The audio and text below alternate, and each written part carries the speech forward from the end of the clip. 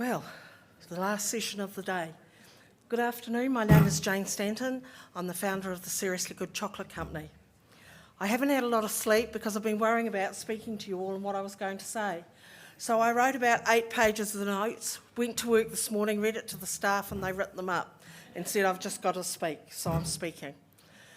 So the concept of the Seriously Good Chocolate Company was born way before I was born. My grandfather was the fire chief, a businessman and the mayor of Hokitika, but he also had a book and chocolate store. And it's this recipe in the chocolate store that he had that came down through the generations. Now, my mother used to let us have it every Christmas. And you need to understand that I'm slightly bigger than Pat should be. My mother was 4 foot and weighed about 3.5 stone.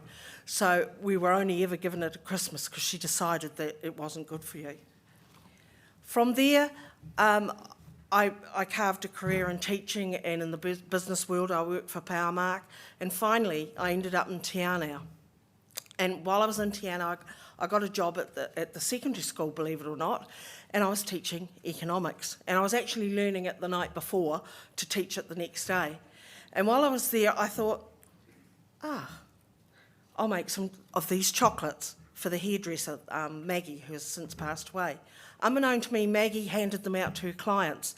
And the next minute I was getting phone calls for these chocolates to give away. And I thought, oh, that's really good economic sense, isn't it, that I'm teaching it? But what I did do is once I decided that I might make a few more of these chocolates, I'd hand them out to the students for flavour, taste and check what they thought of them.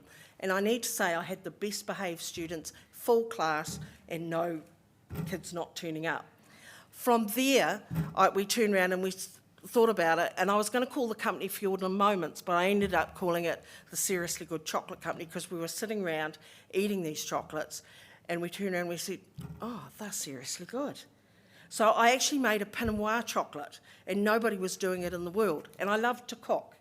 So the side issue to all this that I better explain is my first views of coming to Invercargill were in an ambulance and visiting Kew quite regularly, because since I was probably 20, I'd been diagnosed as a diabetic, and so I was having a few issues. I was a type 1. So anyway, that aside, we just carried on. And so I decided when I realised that we were moving to Invercargill, and I thought it'd be hard to get a teaching job down here, that maybe I should start a small business with these chocolates. So I took myself off to Gibson Valley Winery, and the owner at that time, and some of you may remember this, the LV Martin ad. I walked in with my handmade chocolates, met the person concerned and said, have I got the deal for you? I can make you wine chocolates. No one's got wine chocolates, and that'll give you your point of difference. That was 20 years ago, and today they are our biggest buyer of Pinot Noir chocolates that we have. So from there we went to Invercargill, and I set up a little wee store in Invercargill, and it was from the council, the man that came and did all the checking the fitting and everything. He said to me, you realise there was a bike shop here before? And I went, oh, nice. Yeah, they went bust. I went, oh, nice. And he relayed about 3 others that had never survived in this little store. So I decided that we were going to survive. So if you can imagine, again, only some of you in those days, here I was rolling chocolates, watching Days of Our Lives, which I need to say I knew exactly what was going on. So from there, my doctor next door turned around and said, oh, Jane, I'm selling the building. I think you've outgrown your building. And so we bought his building. And then from there, due to different circumstances, we moved to where we are now. Oh, no, sorry, we went down to the milk treatment plant. So Keith Nayland owned Blue River Dairy at the time, and he decided I needed a bit of a hand and a bit of mentoring. So from there, we turned around and worked with Keith on various things, and I made feta cheese products and using the sheep's milk. And we soon realised that the sheep's milk ice cream was amazing, and it was great for diabetics, so we were in. I then made a call to Gibson Valley one day and said, look, I've got an idea, I want some of your grape skins. So I expected to get 100 kgs of grape skins. Poor old backcountry cuisine got a tonne. So my issue then became, what am I going to do with all these grape skins? So I trolled the computer. I'm one of those that write things rather than on a computer, and realised that there was opportunities with the grape skins. So we now make grape skin powder, which has benefits. So if any of you are into sport and what have you, you can put the powder in your smoothie and you'll hopefully resist the attempt of getting diabetes, and it's good for the heart and all those sorts of things. But I decided I'd put it in my casserole because I love cooking, and it marinated the meat. Then I thought, well, at my age, it could marinate the skin, couldn't it? Wouldn't that look good? But anyway, that's another subject and another story, and we're working on that. So from there, we made the grape skin powder, and I thought, oh, okay. So lockdown happened. No, it was before lockdown, actually. So we were making all these different products, but there was nowhere to go, nowhere to set up and get the information to have a kitchen, a commercial kitchen. So I came up with this bright idea that we'd set up the Pioneers Food Hub. So I talked to a few people into helping. Murray Wilson from Backcountry Cuisine, Great South were a great supporter of us, and then also Chris from Mealy Honey, because I needed someone in the next generation to take over from me. So Chris is the next generation. So right on lockdown, or a week before lockdown, we opened the Southern Pioneers Food Hub, where people can come, they can practice in the kitchens, they can get help from a whole group of us about possibly what not to do or what to do, but they can work out that their product is going to work, they're going to be able to take it to market.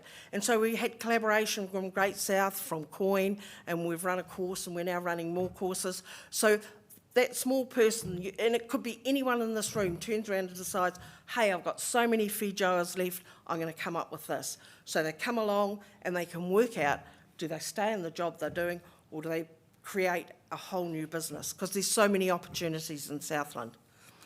So at this time, I'd actually got a board, and to try and keep me on the straight and narrow.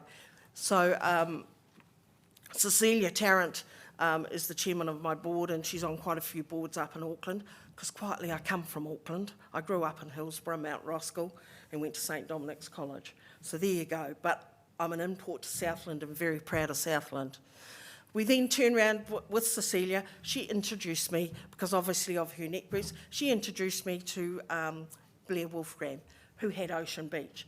So I nicely, as I do, gave them chocolates, chatted away, promoted Southland, and he invited me down to look at his site. So I started talking to him and other people about my desire to make a Pinot Noir gin. Now this was 5 years ago, and I had the concept, I had everything in my head as to what we would do.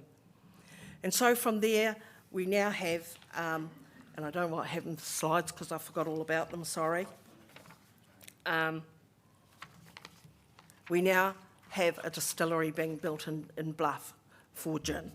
Not sure that my Pinot Noir gin's going to be top of the ranks, but we will get it in there. So I do have a couple of notes which I will have to read, sorry. But remember, there's a test at the end of this.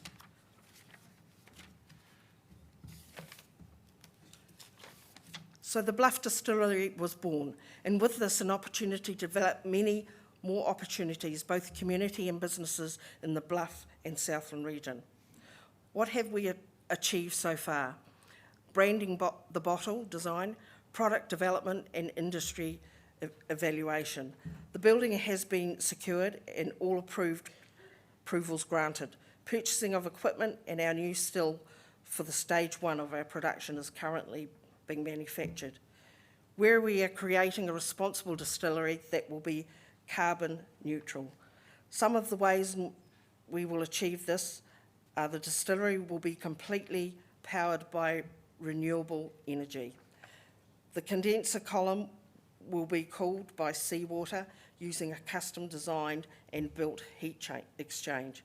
The system uses the gravity feed. Discharge water from the ocean, beach, aquacultural facilities as it returns to the Fogo Strait. And most of all, it will make amazing Bluff gin. There will also be planting on the hills as well to help with the distillery and other projects that are underway. So watch the space for October 2023. Where to next? When Godwin put the kink in the hairpin, Strang invented instant coffee, but Bert Munro broke the land speed record, and Peter Beck put a rocket into space. It showed that Southland can do anything.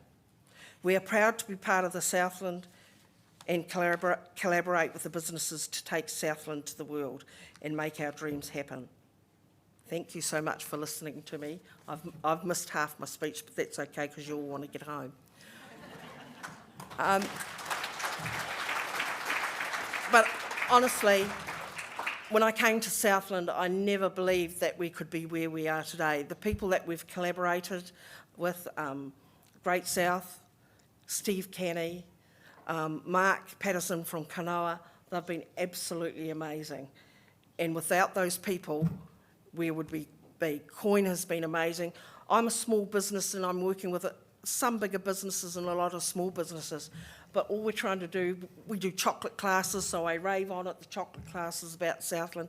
All we want to do is get other people motivated like we are to develop products, to be proud of Southland. I remember 20 years ago when I went to my first gift fair and I took Tim Shadbolt, and it was amazing. We were in Hall 6 and there were 7 halls, and I'm not joking, everyone came to Hall 6 because they could hear us from Hall 6 and they wanted to know what was going on. And people used to say, oh, they just have penguins going down the street. I go, no, innovation is amazing. And 20 years later, we're still going to the gift fairs, whether that's a good thing or not. But the people always come up and ask about Southland and what we're doing down here. And you've heard all the last 3 days about the innovation that's happening in Southland. And we've just got to get behind it, be proud of it, and we've got to keep going. You'll have pitfalls, we all do. You'll have roadblocks. But the most important thing is Southland gets past those roadblocks and we keep going. And we enjoy doing it, we have fun, we make great friends, and remember, we're having the best weather, apart from now, but we had the best summer of anyone in New Zealand. So thank you for listening to me again.